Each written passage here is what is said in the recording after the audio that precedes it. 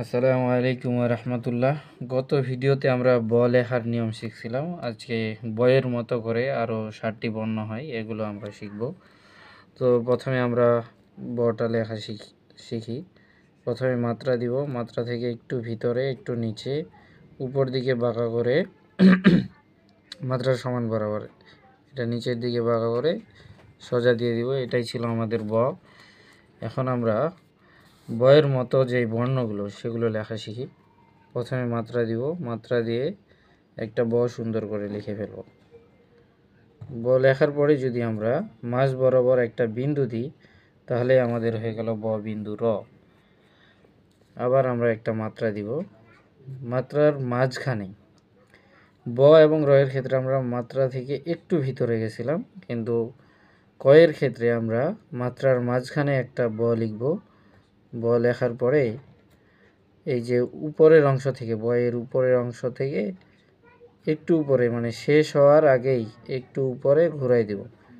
এই যে এটাই হচ্ছে আমাদের ক। প্রথম দিকে ধ লেখার ক্ষেত্রে আমরা একটা ব লিখব মাত্রা ছাড়া, অর্থাৎ নিচের অংশ থেকে শুরু করব। এই যে এটাই হলো আমাদের মাত্রা ছাড়া ব। তারপরে আমরা এখান থেকে শুরু করে ধ লিখব এভাবে। যখন আমরা এভাবে লিখতে লিখতে অভ্যস্ত হয়ে যাব তখন এই বিন্দু থেকে ডাইরেক্ট শুরু করে এইভাবে আমরা ধ লিখে ফেলব।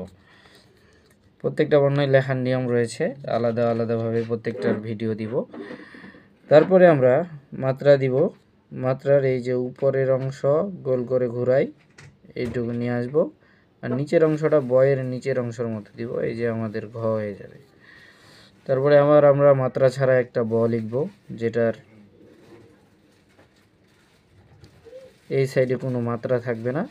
এই যে বয়ের মাথার মাঝখান বরাবর এভাবে আমরা ঝ লিখে ফেলব। আর একটা বর্ণ লিখব আমরা বয়ের মতো করে। এই যে বয়ের উপরের অংশ, নিচের অংশ, সোজা আলিফ, মাঝখান থেকে সোজা আলিফ, এই যে রি।